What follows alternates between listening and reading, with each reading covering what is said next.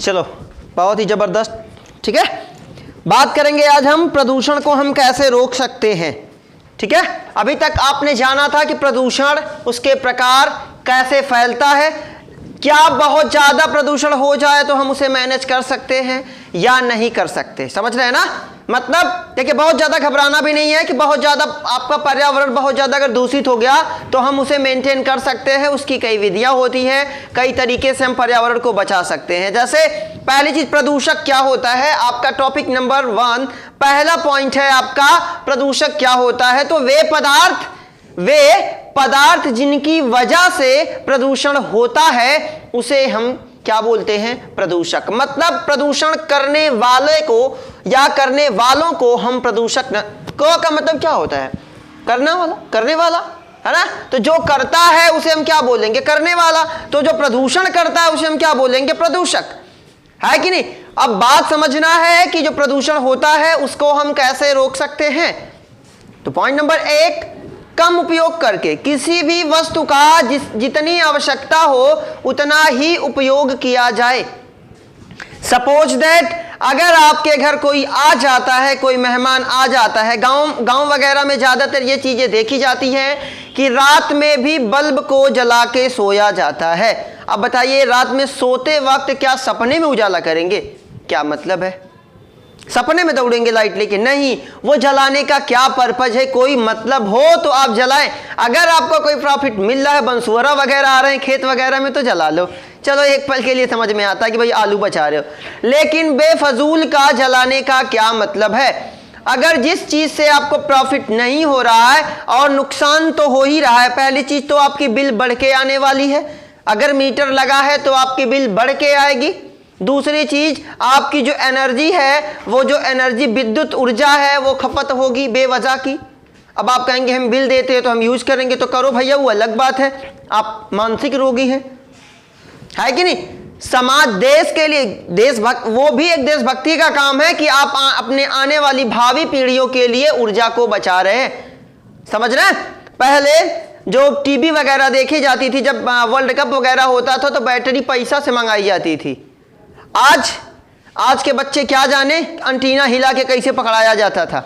अब तो डिश चला भैया, डीटीएच चला है, छत पे फेंक दिया एलएनबी को, चल रहा है नेटवर्क, कोई दिक्कत नहीं। एंड्राइड फोन है, एलएनबी की भी जरूरत ना है। हर व्यक्ति के पास अपना खुद का एंड्राइड फोन है, उसी में वो मैच देख ले रहा है। लेकिन वो क्या जानेंगे उसकी कीमत।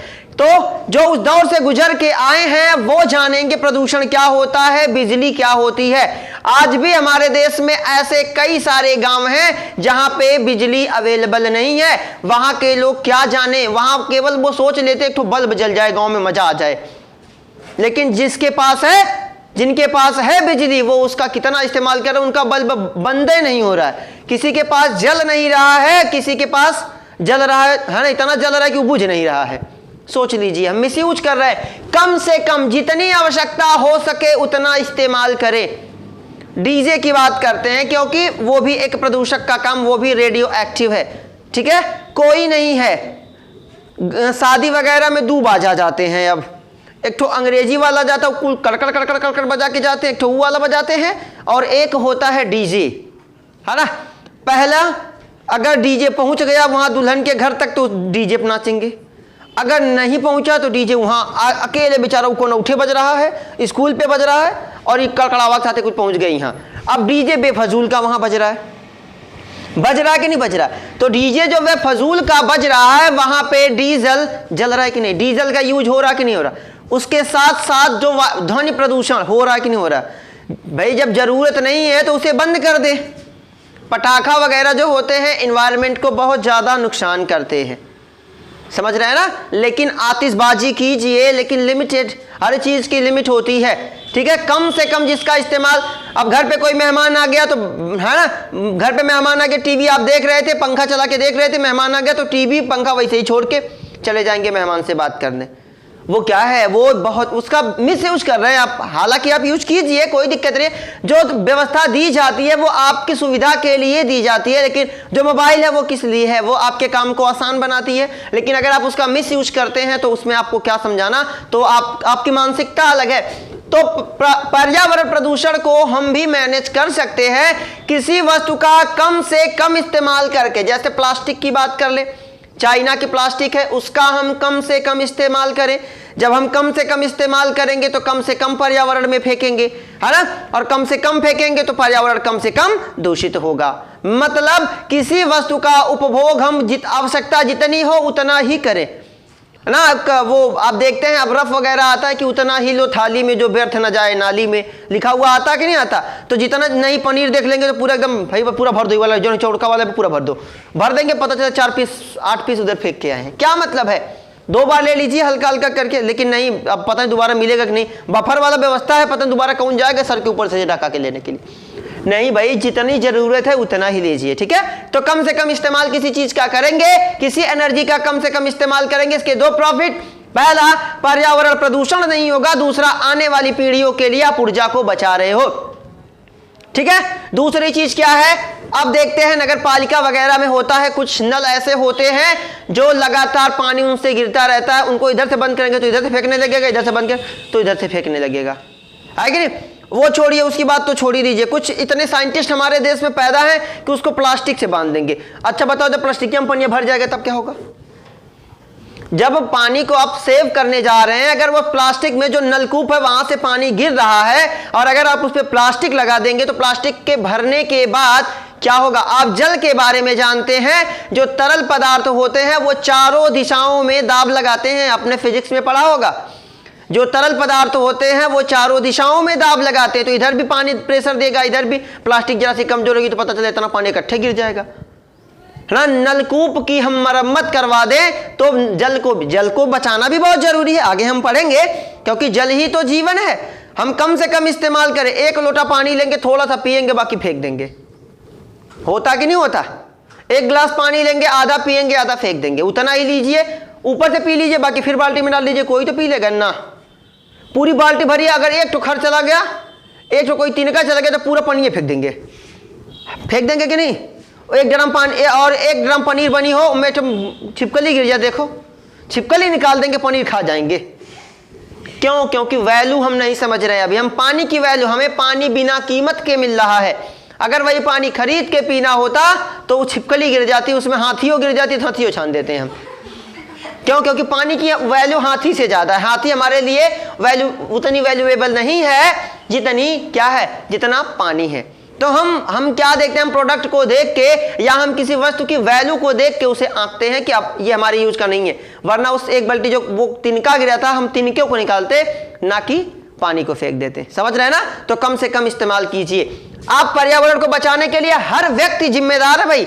हर व्यक्ति पर्यावरण को प्रदूषित करने के लिए जिम्मेदार है। कहीं ना कहीं डायरेक्टली इनडायरेक्टली आप भी पर्यावरण को प्रदूषित कर रहे हैं। तो आप एक एक व्यक्ति करके हम पर्यावरण को बचा सकते हैं। और पर्यावरण अगर सही है तो सही देश, सही राज्य, सही व्यक्ति, समझ रहे हैं, और एक सही समाज की हम स्थापना कर सकते हैं।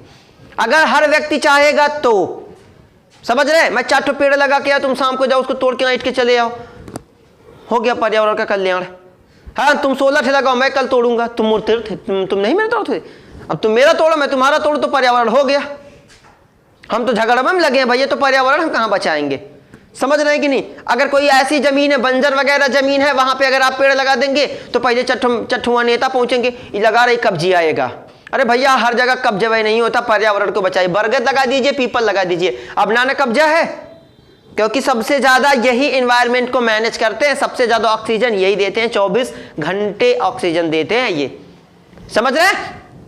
अगला पॉइंट समझ में आ गया। किसी वस्तु का, किसी पदार्थ का जितना आप उपभोग करना चाहते हैं उतना ही उसका इस्तेमाल, यानी कि कम से कम इस्तेमाल। अगर 1 गिलास पानी में, आधा गिलास पानी में आपकी प्यास मिट जाती है तो आधा गिलास पानी ही लीजिए। समझ रहे हैं। ऐसा नहीं कि 1 ड्रम भर लेंगे, पिएंगे 1 गिलास, फिर बाद में ड्रम हुए गिराएंगे। समझ रहे हैं। क्योंकि पानी बहुत वैल्यूएबल है। बात करते हैं पुनः चक्रण की। पुनः चक्रण क्या होता है। कुछ हमारे आसपास ऐसे पदार्थ होते हैं जिनका हम दोबारा इस्तेमाल कर सकते हैं। जैसे मार्केट वगैरह से, बाजार से आप प्लास्टिक की थैली में कुछ लेके आते हो, सब्जी लेके आते हो, जो कुछ भी लेके आते हैं, जो कुछ भी आप लेते हो, तो उस प्लास्टिक का दोबारा आप इस्तेमाल कर सकते हैं कि नहीं कर सकते। कर सकते हैं इससे 2 प्रॉफिट। पहला तो जब आप उसका एक बार मान लेते हैं सब्जी को निकाल के आप अपने घर बर्तन वगैरह में जिसमें भी झपिया थरिया लोटा कढ़ाई भदे जिसमें भी रखते हैं है कि नहीं, रखने के बाद क्या करेंगे, उस प्लास्टिक को आप दोबारा मार्केट लेके जा सकते हैं, उसमें सब्जी को आप ला सकते हैं। इससे दुकानदार को भी फायदा होगा कि नहीं होगा, दुकानदार को भी फायदा होगा और पर्यावरण का प्रदूषण नहीं होगा। वरना उस प्लास्टिक को हम यहां से उसका पोस्टमार्टम करते हैं, ऐसे उसको ना मोड़ कर और क्या करते हैं, धीरे से फेंक देते हैं। अब आपको मालूम है कि प्लास्टिक पिछले वीडियो में हमने जाना था ये अजैविक निम्नीकृत पदार्थ है जो कि आसानी से नष्ट नहीं होता। आप प्रैक्टिकल करके देख लीजिए, प्लास्टिक को जमीन के अंदर दफन करके देखिए, दबा के देखिए, 1 साल के बाद 1.5 साल के बाद निकाल के देखिए, जैसे आपने दबाया था वैसे ही वो पड़ी रहेगी, वो नष्ट नहीं होती। तो हम उसका दोबारा इस्तेमाल करके दोबारा हम उसे उपयोग में ला सकते हैं। इस्तेमाल करने के बाद फिर हम उसे इस्तेमाल कर सकते हैं। तो एक ही वस्तु का 2 बार इस्तेमाल करेंगे तो कंपनी ज्यादा बनाएगी नहीं, क्योंकि जब ज्यादा यूज नहीं होगा तो बना के क्या फायदा, वो नुकसान में क्यों जाएगी। और आप उसे पर्यावरण में नहीं फेंकेंगे तो पर्यावरण प्रदूषित नहीं होगा। दूसरी चीज, बॉटल वगैरह होती है, जो शीशे वगैरह होते हैं, है ना, जो आर्ट वाले लड़के होते हैं वो ज्यादा मेंटेन करते हैं, इन चीजों का ज्यादा व्यवस्था वो कर लेते हैं। कैसे कर लेते हैं, ग्लूकोज की बॉटल होती है तो उसे गुलदस्ता बना देंगे, बना देते कि नहीं। शीशे की बोतल होती है तो उसमें कुछ फूल बना के डाल दिया जाता है, अच्छा लग रहा है कि नहीं, घर की शोभा भी बढ़ गई, उसका हमने इस्तेमाल भी कर लिया। अगर ऐसा नहीं होगा, जो सिरप वगैरह की बोतल आती है हम उसे क्या करते हैं, पीने के बाद फेंक देते हैं ना। हम चाहें तो उससे कुछ बना सकते हैं, उसका कुछ इस्तेमाल कर सकते हैं। हालांकि कुछ ऐसे भी पदार्थ होते हैं जिन्हें दोबारा फिर से बनाया जा सके, जला के, है ना, कंपनियां आती है ना, गाँव वगैरह में आता है ना, भाई टूटा फूटा मोबाइल दे दो, है ना, वो बोतलें दे दो, वो लेके जाएंगे, फिर गला के फिर से बोतल बना सकते हैं। तो उन्हें फेंकने की जरूरत नहीं है, समझ रहे हैं, उन्हें नष्ट करने की आवश्यकता नहीं। आप उन्हें फेंके ना, उन्हें रखे रहे सुरक्षित, कभी ना कभी तो कोई आएगा जिसे आप दे देंगे। कुछ नहीं आएगा तो सुन पापड़ी वाला आ जाएगा, उसको उठा के दे दीजिए, वो लेके चला जाएगा कि नहीं, उसका दोबारा वो इस्तेमाल कर लेगा कि नहीं कर लेगा। तो उसका इस्तेमाल कीजिए, बेफजूल का पर्यावरण में फेंकेंगे तो पर्यावरण प्रदूषित होगा। और हालांकि ऐसा नहीं है कि यहाँ से उठा के ले जाएंगे, जापान फेंक के आएंगे, फेंकेंगे तो अपने गाँव में फेंकेंगे, जाहिर सी बात है। अगर आपके घर कोई कचरा है तो कहाँ फेंकेंगे, दूसरे गांव में जाकर फेंकेंगे ना, अपने गांव में बहुत पड़ोसे में फेंकेंगे, और वहां बैक्टीरिया पनपेंगे तो बैक्टीरिया दूसरे गांव भाग के जाएंगे। नहीं भैया, यहाँ मैं पैदा हुआ हूँ, यहाँ मैं नहीं काटूंगा, मैं दूसरे गांव में जाऊँ, ऐसा कुछ नहीं है। आपको ही वो प्रदूषित करेगा, आप ही बीमार होंगे, और आप बीमार होंगे तो आपका पड़ोसी बीमार होगा, पता चले गाँव में रोगी है, गाँव का नाम बदल के रोगीपुर, अच्छा खासा सब रोगी, यहाँ समझ रहे हैं ना। तो हम बचा सकते हैं कि नहीं, हम पर्यावरण को बचा सकते हैं। और एक एक व्यक्ति की सोच को बदलना है, एक एक व्यक्ति जब बदलेगा तो जाके आपका पर्यावरण बदलने वाला है, ऐसा नहीं। अब क्या होता है, गांव वगैरह में क्या होता है, कह दिया जाता है अगर किसी काम को कोई व्यक्ति कर रहा है, आप कहेंगे भैया मत करो, तो कहेगा हमारे ना करने से हो जाएगा। भाई तुम तो शुरुआत करो, किसी चीज का श्री गणेशाय कोई एक ही व्यक्ति तो करता है, पहली बार कोई काम व्यक्ति कोई किया ही तो होगा। जब गाना पहली बार गाया गया होगा तो पहले आदमी इक्का कोई गाया होगा कि कई मेरा पड़वा इकट्ठे चिल्लाए होंगे, एक ही आदमी कोई गाया होगा। भाई कोई एक गाया होगा तो दूसरे को अच्छा लगा होगा, वो कहेगा हाँ मैं भी अब गाऊंगा, फिर तीसरा करते करते आज बहुत सारे गायक हैं। आज हर नुक्कड़, हर गली, हर चौराहे पे एक ठो गायक मिलेगा आपको, भले उसका गला तो एकदम, गला से सुर ताल का कोई मतलब नहीं, लेकिन वो गायक है। आला वारा केला वारा बहु ने केला खड़वा देखे ना, तो वो गाना, उस गाने में कुछ था, कुछ नहीं था, लेकिन फिर भी वो आदमी फेमस है। सोशल मीडिया मेरे भाई, सोशल मीडिया। बात करते हैं आगे, संसाधनों का प्रबंधन। हम जो संसाधन हैं किस प्रकार से उन्हें मैनेज करते हैं, किस प्रकार से हम उसका इस्तेमाल कर सकते हैं। समझिए बात को, संसाधन, संसाधन का मतलब क्या होता है, वे संसाधन या वे वस्तुएं जो हमें प्रकृति द्वारा प्रदान की गई हैं और हम उनका इस्तेमाल कर रहे हैं। वे वस्तुएं जो हमें प्रकृति के द्वारा प्रदान की गई है और जिनका हम उपभोग इस्तेमाल कर रहे हैं, हमें क्या करना चाहिए, पहले ही पढ़ा है, हमें कम से कम इस्तेमाल करना चाहिए। उन वस्तुओं का जितनी आवश्यकता हो उतना इस्तेमाल करें, बाकी बचा के रखें आने वाली पीढ़ियों के लिए। जैसे जमीन के नीचे बहुत ज्यादा जल की मात्रा है, आपको मालूम है टोटल 97% जो पानी है वो लवणीय है और 3% जो पानी है वो अलवणीय है, यानी कि पीने के लायक है। एक क्वेश्चन आपको बता रहा हूं कि दुनिया में सबसे ज्यादा पीने का पानी किस देश के पास है, तो वो कौन सा देश है, ब्राजील के पास है। किसके पास है, ब्राजील के पास। ठीक है, तो पानी बचाइए, ठीक है।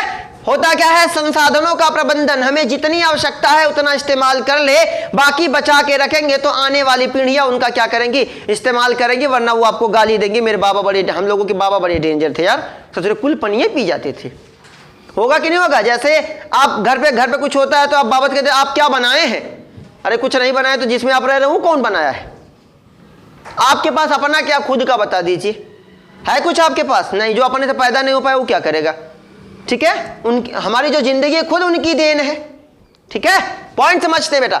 संसाधनों का प्रबंधन, हमें जितना जरूरी है उतना इस्तेमाल करें, बाकी बचा के रखें। जैसे जल पृथ्वी में है, हमें जितनी आवश्यकता है इस्तेमाल करें, बाकी बचा के क्या कर सकते हैं, हम रख सकते हैं, उसे इकट्ठा भी हम कर सकते हैं। जैसे जल संरक्षण के द्वारा, जल संग्रहण के द्वारा हम आगे पढ़ेंगे किस प्रकार से हम जल को रोक सकते हैं, मैनेज कर सकते हैं, इकट्ठा कर सकते हैं, क्या प्रॉफिट होते हैं उसके।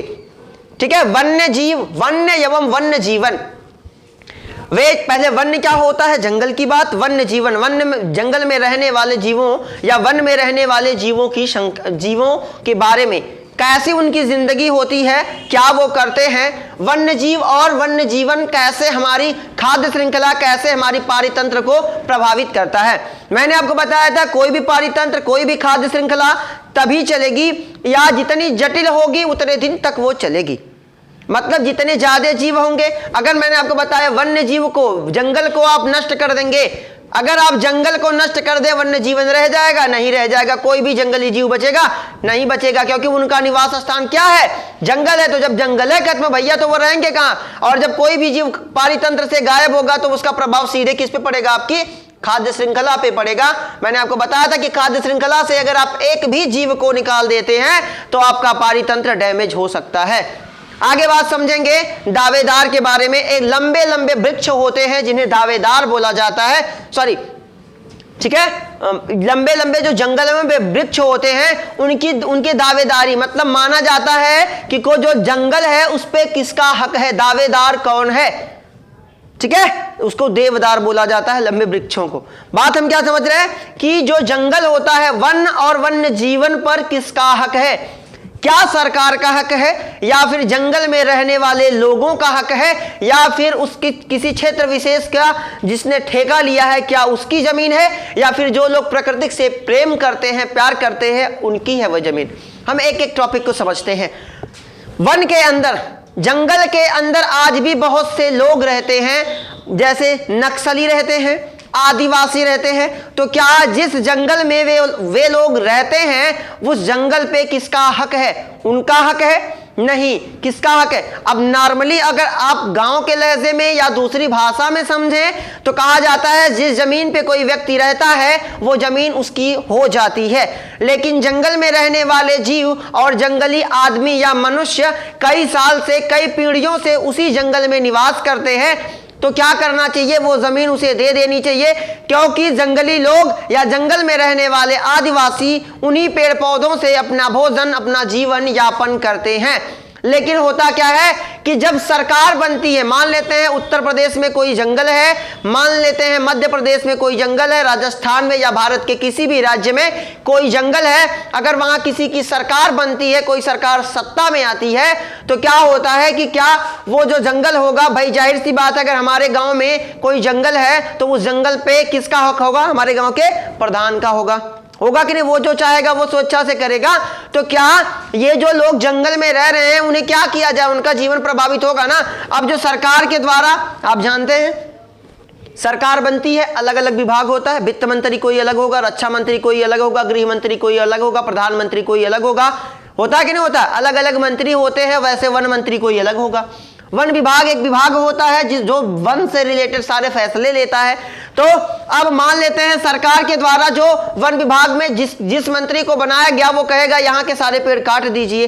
अब वहां पहुंचेंगे ठेकेदार, वो पेड़ को क्या करेंगे, काटने लगेंगे। तो जब पेड़ को काटेंगे तो सबसे ज्यादा किसका जीवन प्रभावित होगा, वन में रहने वाले लोगों, और है ना, वन जंगल, पहले चीज तो जंगल खत्म ही हो रहा है, वन खत्म हो रहा है, और वहां पे रहने वाले जीवों की जिंदगी भी समाप्त हो रही है, क्योंकि वो उसी पे तो निर्भर है। उनको कौन राशन मिलता है 5 यूनिट का, 6 यूनिट का, उनको बिजली से कुछ लेना देना है नहीं ना। वो आपसे मिट्टी का तेल मांगेंगे, चीनी मांगेंगे, सरसों का तेल मांगेंगे। वो महंगाई के लिए हड़ताल करते हैं, कुछ नहीं करते। वो आपसे सरकारी नौकरी मांगते नहीं मांगते, लेकिन हम उनकी जिंदगी में तब भी हम हस्तक्षेप करते हैं। मनुष्य पृथ्वी का सबसे स्वार्थी प्राणी है। वो अपने फायदे के लिए किसी की भी जिंदगी से खेल सकता है। जैसे शादी पड़ जाती है तो कई बकरा हलाल हो जाते हैं, हो रहे कि नहीं, पर्सनल फायदा के लिए, दिखावे के लिए कि मैंने 16 बकरा कटवाया था, हो गया भैया भंडारा। मतलब जैसे वो होता है ना कि अपने बेटे की खुशी के लिए दूसरे के बेटे को हम क्यों मारें, समझ रहे हैं ना। बाकी आप लोग समझदार हैं, पॉइंट समझते हैं। उद्योगपति, एक पेड़ होता है जिसका नाम होता है तेंदू। उसकी पत्ती, बीड़ी वगैरह कोई पीता है, नहीं पीते हैं, चले वेरी गुड, है ना। जो बीड़ी बनाई जाती है वो किसकी पत्ती से बनाई जाती है, वो बनाई जाती है तेंदू के पत्ती से। तो पेड़ को काटा जाएगा, या अगर मान लेते हैं पेड़ की सारी पत्तियों को काट दिया जाएगा, प्रकाश संश्लेषण नहीं होगा, पौधा अपने आप सूख जाएगा, समझ रहे हैं ना। तो उसका अब क्या भाई, उद्योगपति, अब अगर पेड़, जितने जंगल में तेंदू के पेड़ होंगे सबकी पत्तियां काट दी जाएगी, वो बेचारे रहेंगे क्या, छाया तो उनको इसी पत्तियों से ही तो मिलती है, उनका घर सब कुछ तो उनका यही है, समझ रहे हैं। तो क्या उद्योगपतियों को हम दावेदार मान लें, या फिर वे लोग जो जंगल में जाके क्या करते हैं, पेड़ वगैरह लगाते हैं, वो जंगल की जिम्मेदारी उन्हें दे दी जाए। आज भी बहुत सारे ऐसे लोग हैं जो प्रकृति से बहुत ज्यादा प्रेम करते हैं, जिसके बारे में आगे हम पढ़ेंगे, ठीक है। देखिए आगे बात करते हैं, हम जंगल से क्या क्या चीजें प्राप्त कर सकते हैं। आप जानते हैं फल फूल जो वहां के लोग हैं वो खाते ही है, फल फूल, लकड़ी आप इस्तेमाल कर सकते हैं, खेती के औजार वो लोग बनाते हैं जंगल में रहने वाले, शिकार के औजार, क्योंकि वो क्या करते हैं, जंगल में रहेंगे तो शिकार करके ही अपना भोजन बनाएंगे। ऐसा तो है नहीं हिरण उनके पास जाएगा कहेगा मुझे पीछे से खाना शुरू करो, ऐसा तो कुछ है नहीं भाई, वो शिकार बीरा मारे उसको खाएंगे नहीं, है कि नहीं। तो शिकार करेंगे, फल हमें प्राप्त होती है, औषधियां आज भी हिमालय पर्वत की चोटियों पर आज भी ऐसी ऐसी औषधियां हैं जो आज भी आयुर्वेद में इस्तेमाल की जाती हैं। जड़ी बूटियां आपको ज्यादातर जंगलों से ही प्राप्त होती है, खेत में नहीं उगाई जाती, ठीक है। चलिए आगे बात करते हैं। अब हम बात करेंगे वन्य प्रेमियों के बारे में, कि कुछ लोग हैं जो प्रकृति से प्रेम करते हैं, जिसमें राजस्थान का एक समुदाय, एक समाज है बिश्नोई, ठीक है। आपने सुना होगा, एक क्रिकेटर है जो अभी जिनका सिलेक्शन हुआ, रवि बिश्नोई, सुना ना आप लोगों ने। तो वो कहां के हैं, वो राजस्थान के हैं, और उन किस समुदाय से हैं, बिश्नोई समुदाय के। वे लोग, उन लोगों ने क्या किया था कि एक गांव है खेजराली गांव में, गांव का नाम जरूर याद रखेंगे कि राजस्थान के, अगर पूछ दिया कि राजस्थान के बिश्नोई समाज के लोगों ने क्या किया था, तो एक गांव था राजस्थान का जिनका नाम था खेजराली, और वहां के लोगों ने एक वृक्ष जिसे खेजरी वृक्ष का नाम दिया गया, 1731 में क्या किया था, उन्होंने उसे बचाया था। कैसे बचाया था समझते हैं कि कई ठेकेदार पहुंच गए वहां के वृक्ष को काटने के लिए, और वहां पे एक औरत थी जिनका नाम था अमृता देवी बिश्नोई। किस समुदाय की थी, बिश्नोई, है ना। उन्होंने क्या किया कि 1731 में वृक्षों को बचाने के लिए 363 लोगों के साथ क्या किया, मतलब लड़के वो क्या हो गई, है ना, मर गई। कहने का मतलब है वो लड़ती गई किसके लिए, वृक्षों को बचाने के लिए। गांव कौन सा था, खेजराली। कब था, 1731 में। समुदाय कौन सा था, बिश्नोई समुदाय के लोग। उन वृक्षों को बचाने के लिए वो लड़ते लड़ते, है ना, क्या हो गए, मर गए। आगे एक संयोजित प्रबंधन का मतलब क्या है, संपोषित का मतलब क्या होता है, ऐसा प्रबंधन जिसमें आप क्या करें, पर्यावरण को बिना नुकसान पहुंचाए। जब हम पर्यावरण को बिना नुकसान पहुंचाए उसके द्वारा दी गई वस्तुओं का उपभोग करें, या अपना फायदा अपना इस्तेमाल कर लें और पर्यावरण को नुकसान भी ना पहुंचाएं, तो उसे बोला जाता है संपोषित प्रबंध। कहने का मतलब है आम के पेड़ से अगर आप आम खा रहे हो, इमली के पेड़ से इमली खा रहे हो, पानी ना आया इमली वालों, है ना। इमली के पेड़ से अगर आप इमली खा रहे हो तो ऐसा नहीं कि इमली खाते वक्त डली उखाड़ के लेके चल दो, है कि नहीं। संपोषित का मतलब होता है, संपोषित प्रबंधन का मतलब कि किसी वस्तु के द्वारा या पर्यावरण के द्वारा किसी वस्तु का उपयोग करना और पर्यावरण को कोई नुकसान ना हो, उसे बोला जाता है संपोषित प्रबंध। अब अगला टॉपिक है आपका सबसे इंपॉर्टेंट टॉपिक है, अभी तक के पूरे वीडियो का सबसे इंपॉर्टेंट टॉपिक है चिपको आंदोलन। नाम क्यों पड़ा, इसका नाम क्यों पड़ा वो हम समझते हैं। हिमालय के क्षेत्र में एक गांव है गढ़वाल, सॉरी एक जिला है गढ़वाल, जिसके एक गांव है उस जिले के अंदर रेनी। सन 1970 में हुआ क्या? बहुत ही इंपॉर्टेंट टॉपिक है ये। आप अगर चले जाएंगे लगभग सभी कॉम्पिटिटिव एग्जाम में एक क्वेश्चन तो बना ही देता है। चिपको आंदोलन के बारे में आपकी क्या जानकारी है? तो सन 1970 में एक गांव था रेनी जो हिमालय के इर्द गिर्द है, उस जिले का नाम है गढ़वाल। वहां पे हुआ क्या कि कुछ ठेकेदार थे, वो पहुंच गए उस क्षेत्र के पेड़ों को काटने के लिए। इत्तेफाक क्या था कि उस समय गांव में कोई भी पुरुष नहीं था। उस समय गांव में कोई पुरुष नहीं था, वो काम करने गए थे और उसी समय ठेकेदार क्या करता है, पहुंच जाता है। उसी समय ठेकेदार उन पेड़ों को काटने के लिए पहुंच जाता है। तो वहां की जो जातियां थी, वहां के जो लोग थे, वो पेड़ों को अपनी बाहों में पकड़ के, है ना, मतलब वो चिपक गए पेड़ों से और कहा कि अगर आपको पेड़ काटना है तो साथ ही साथ किसे, हमें भी काटना पड़ेगा। अगर आप हमें नहीं काटेंगे तो आप एक पेड़ को नहीं काट सकते। और ऐसा आंदोलन कई दिनों तक चला।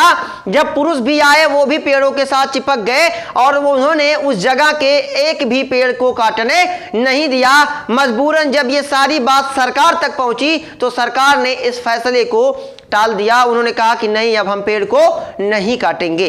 तो अगर वहां पे वो लोग पेड़ से नहीं चिपके होते तो पेड़, अगर अब औरतें क्या कर सकती वहां पे, वो लड़ाई झगड़ा तो कर नहीं सकती। तो उन्होंने कहा कि एक आसान तरीका, शांत तरीका है, चुपचाप हम पेड़ों को पकड़ लें हमें, क्योंकि कोई औरत को कोई पुरुष छूने तो जाएगा नहीं और छुएंगे तो बवाला है कि नहीं। पहली चीज तो पकड़ ले, उन्होंने पेड़ों को पकड़ लिया, जिसकी वजह से वो चिपक गए पेड़ों से, जिसकी वजह से इसका नाम पड़ा चिपको आंदोलन। पॉइंट जरूर याद रखना, चिपको आंदोलन शुरू कब हुआ था? सन 1970 में। किस गांव में? रेनी। जिला कौन सा था? गढ़वाल। किस क्षेत्र में? हिमालय की इर्द गिर्द कहीं है। ठीक है, पॉइंट समझ में आ गया? वेरी इंपॉर्टेंट, याद रखेंगे। आप कभी भी उठा के इसे देखेंगे, हर कॉम्पिटिटिव एग्जाम में ये क्वेश्चन बना है। चिपको आंदोलन कब शुरू हुआ था? तो 1970 में रेनी गांव में शुरू हुआ था, जहां के लोगों ने पेड़ को, पर्यावरण को बचाने के लिए पेड़ों से चिपक गए थे। उस चिपकने की वजह से इसका नाम क्या पड़ा? चिपको आंदोलन पड़ा। पॉइंट समझ में आ गया? अगला टॉपिक है वन प्रबंधन में लोगों की हिस्सेदारी। जंगल को बचाने में हम किस प्रकार से मदद कर सकते हैं, इसकी एक जीती जागती मिसाल है पश्चिम बंगाल। देखिए, अगर कभी पूछा जाए कि जंगल की या वन का सबसे बड़ा दुश्मन कौन है, तो वो है आग। सबसे ज्यादा जंगल को कोई नुकसान पहुंचाता है तो वो कौन पहुंचाता है? आग पहुंचाती है। ऑस्ट्रेलिया में आप देखते हैं, आए दिन न्यूज आती रहती है कि ऑस्ट्रेलिया के जंगलों में आग लग गई, आग लग गई, आग लग गई। देखते हैं कि नहीं आप लोग? समझिए, 1971 में पश्चिम बंगाल के कुछ जिलों, जो कि दक्षिण और पश्चिम के जो जिले थे, वहां पे जंगल में आग लग गई, या यूं कहे बहुत सारे पेड़ नष्ट हो गए, जिसकी वजह से वहां पे क्या किया गया? वह मिसाल की बात समझिए। मिसाल का मतलब कि वहां पे लोगों ने पेड़ लगाना शुरू किया। वहां पे सरकार पेड़ को काट रही थी, वहां पे सरकारें पेड़ को काट रही थी, तो लोगों ने उसका विरोध किया, जिसकी वजह से वहां के लोगों और पुलिस में बहुत झड़प हुई। तो पुलिस ने क्या किया कि उन लोगों की मदद करना छोड़ दिया। तो एक वन कर्मचारी आए, पॉइंट याद रखेंगे, सन 1971 में एक वन कर्मचारी आए जिनका नाम था AK बनर्जी। उन्होंने उन ग्रामीणों के साथ मिलके 12,000 मतलब 1272 हेक्टेयर भूमि पर क्या किया?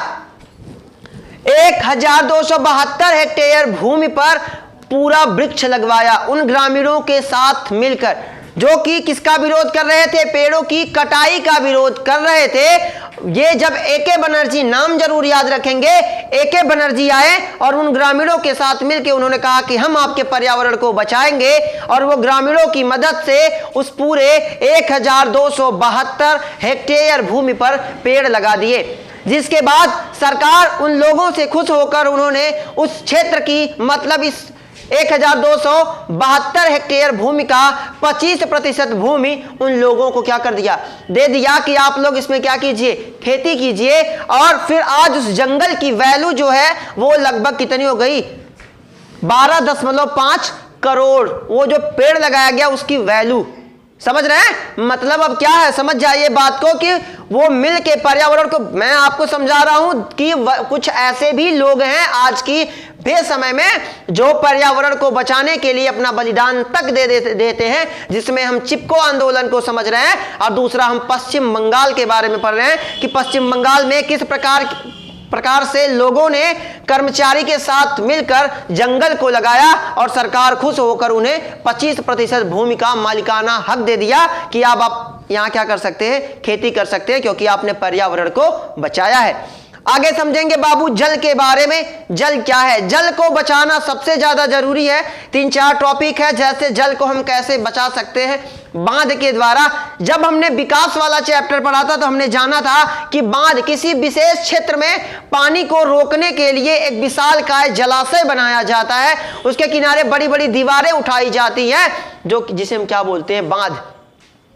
हालांकि इसके नुकसान भी होते हैं कि जिस क्षेत्र में बांध बनाया जाता है वहां के लोकल लोगों के मतलब उसके आसपास के लोगों को वहां से हटा दिया जाता है, उन्हें बोल दिया जाता है आप यहां से चले जाइए, जिसकी वजह से उनके पुनर्वास में मतलब दोबारा कहीं जाके बसने में प्रॉब्लम होती है और उनकी जमीन जो छुड़वाई जाती है कभी कभार उसका पैसा भी नहीं मिलता। समझ गए? जल संग्रहण। जल संग्रहण का मतलब क्या होता है? जल को इकट्ठा करना। जल इकट्ठा करने का मतलब क्या होता है कि भाई अगर जल इकट्ठा करेंगे तो भविष्य में जब कभी भी आवश्यकता होगी हमें जल की, हम क्या कर सकते हैं, उसका उपयोग कर सकते हैं। मान लेते हैं बरसात हो रही है, उसके पानी को हम पोखरे है ना, छोटे छोटे गड्ढे बना दें, झील बना के, तालाब बना के, पोखरा बना के उसके पानी को हम रोक सकते हैं।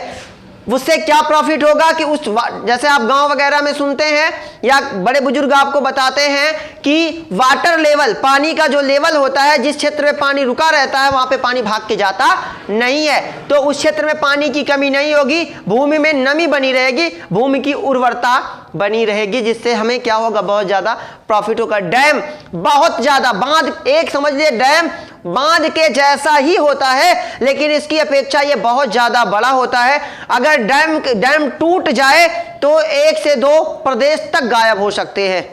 समझ रहे हैं? ये इतने विशालकाय होते हैं। चाइना में बनाया गया एक डैम है जिसकी वजह से पृथ्वी की गति तक स्लो हो गई है। पॉइंट समझिए, मतलब वो क्या किया जाता है, डैम में पानी को रोका जाता है और चाइना ने इतना बड़ा डैम बनाया है जिसकी वजह से पृथ्वी की गति तक रुक गई है।